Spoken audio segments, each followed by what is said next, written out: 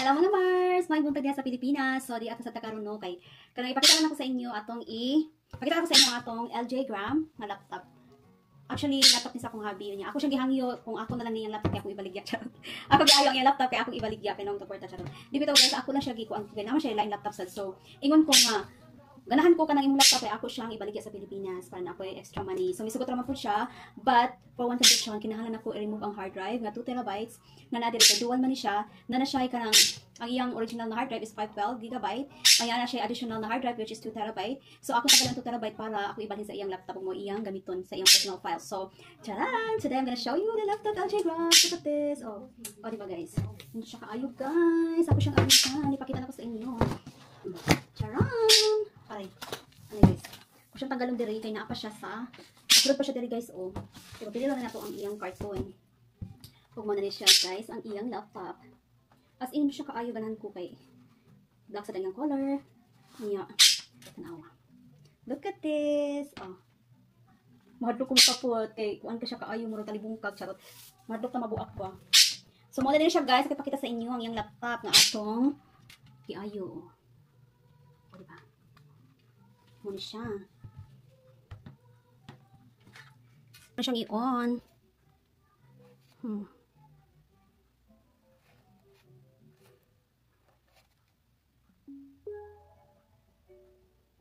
Muna siyang iyang kuan diri. Kita rin nato diri. Hina pa siya plastic. Ato siyang tanggalan og plastic para magamit nato ang pan. Oh, diba? Charan! Diba kanindot na ipakita na ko sa inyong iyang na siya dual hard drive diri. So, as you can see, diba? 512 ang iyang kuan kani siya, and kay 2 terabyte man na siya. So, ipakita na ko sa inyo ang specs pod niya. Asa naman ni? Control panel, system. Model niya siya 11th Gen i7 na siya nga laptop pod niya. Ana siya 16 GB of RAM. Mo ni mga magdi ang atong laptop. Pero dili siya touchscreen. Pero okay ra, lit man siya sa kaayo. Nya. Na siya kuan numeric keypad. Bitaw na to bi musika ba ni? Ang keyboard daw. Oh, musika pud ang iyang mga keys. Di ba nindot siya no? So may karong mga madi ako siyang tanggalan og hard drive para ready to go na ni siya sa Pilipinas ang atong laptop na LG Gram. So mo na ni mga madi ako na siyang sugdan no, ato siyang tanggalon. First of all, tanggalon nato ng mga screw sa likod para makuha nato ang 2 terabyte na hard drive diri sa iyang unit. Syempre, may gani kani sugot akong hobby na ako una lang ninunya ako ibaligya. Kay naghihingalo tayo, charot. Di ganahan mong kumaninda. Kaya supportive naman siya no. Naman ko siya nindot na laptop sad oy. Kung tanggalon natin yung mga kuan diri. Kadi pa igong gusto madi. Mangita tay sakto kaayo nga bala. Kuwangan naman ning atong mga kuan. Kulangan na siya, nawalang uban. Ambot asa nagibutang ang uban ani. Ngita taglain.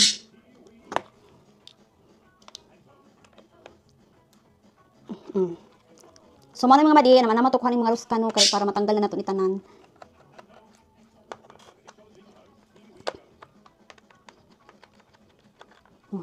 Na siya kuan, unang kabuok nga screws nga tanggalon. Ingani akong buhaton basta day off nako, wala ko yung mahimo diri sa balay, so magkuti-kuti tang tuta makaguba. So, diba? Nya tanggalon na po na siya ang cover. Dali naman ni siya tanggalon. Gamitan nato siya aning iyang kuan tools.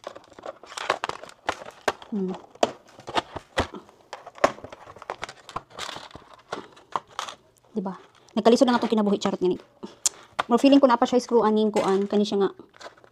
Siya na pag yung screw nakatago diri, so tanggalon na to siya. Mong dili siya maabri.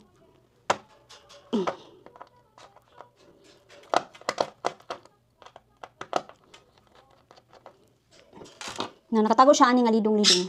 Tanggalon na to tanang screw at tuman lupad ng screw. Lupad na siya madi ang atong kuan takyub. O, diba? Sa charan, tanggal na ang atong kuan. Nabiyuhan sa nato ni sulod para mawala ang mga abog-abog. No?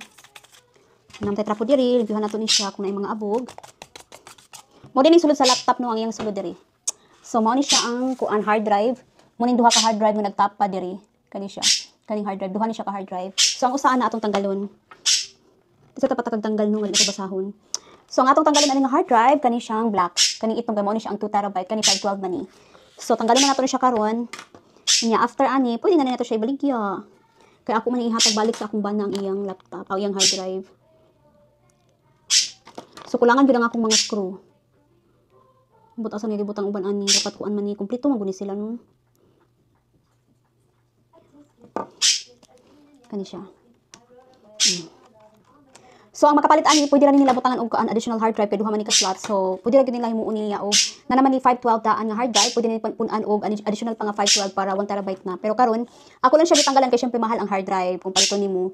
So para kuan magamit sa disa kong habi ang iyang hard drive no. O diba glimpyuhan na ako madi. So karon nahuman na nato remove ang hard drive.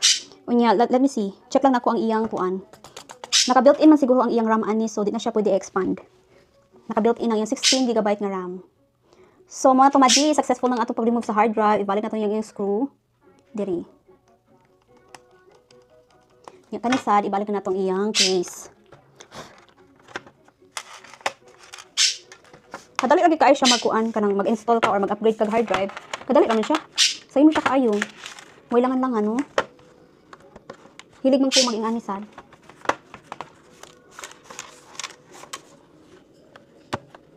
Ano guys? So mani. Kalang guys. Kaya siya nakakuan. Huwag na nag-ali. Okay. Oh, okay.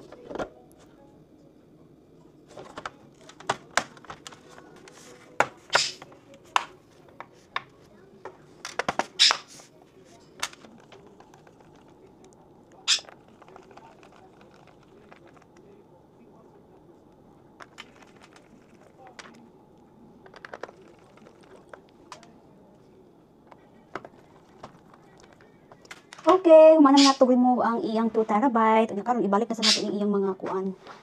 Takyob.